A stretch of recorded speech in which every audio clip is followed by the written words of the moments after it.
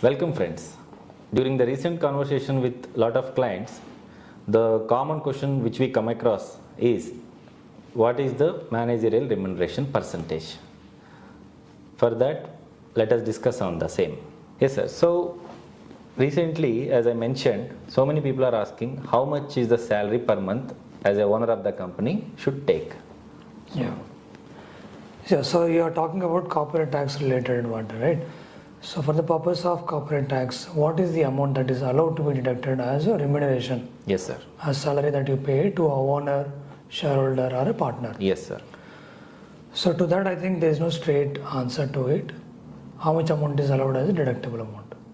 As long as you are providing services to the company and you are contributing in generating the business or running the business or generating the profit, then you are allowed to take or eligible to take certain amount as a compensation. Yes. Now in that also how much amount is allowed, who are allowed or eligible to take, and all those things need to be looked at carefully. Yeah. Right. Before that, why do we have that limitation? Why are we concerned about that particular payment to the owners, shareholders or partners so much, which is not the case with other countries? So that is what we have to understand first. The first and foremost important thing to note is that in UAE we do not have taxes on individuals' income. Yes. Right.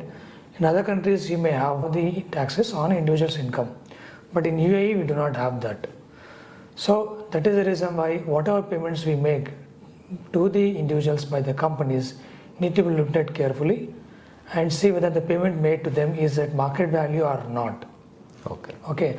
Because this category of people are in a position to influence the payments made by the companies to these individuals. Yes sir.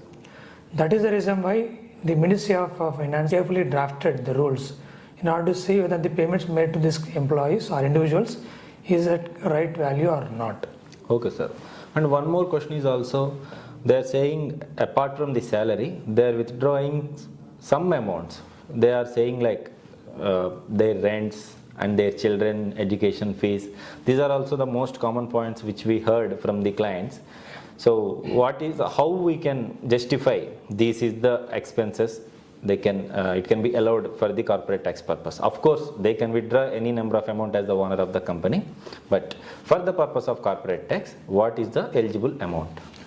I think for this it's not just only salary or remuneration. Any payment that is made or any benefit that you offer to these category of people will come under the same class. Yeah.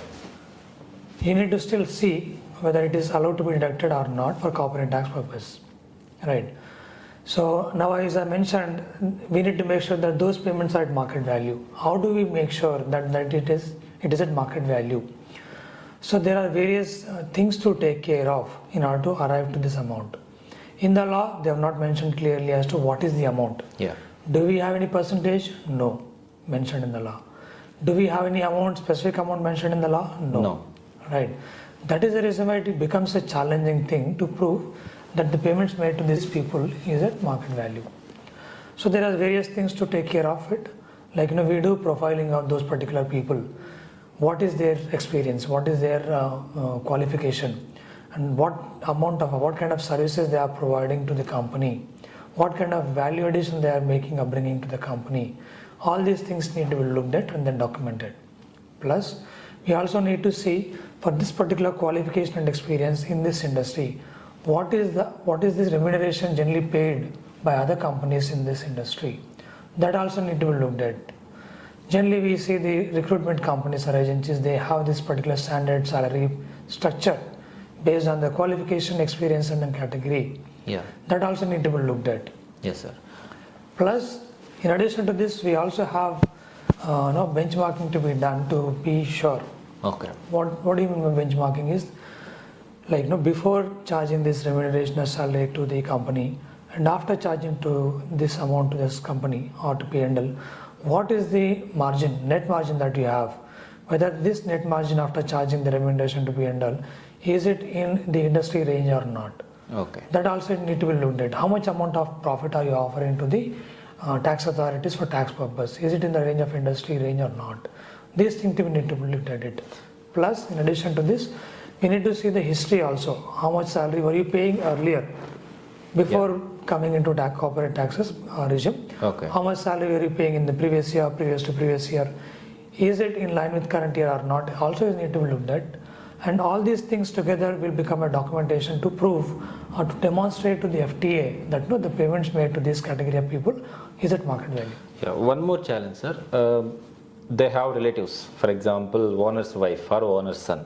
They are also involving them into the company, sometimes as a shareholder and sometimes as an employees, by giving a valid visa as a manager and by paying them the fixed amount of salary. So still, do we need to take care of all these rules and regulations or not?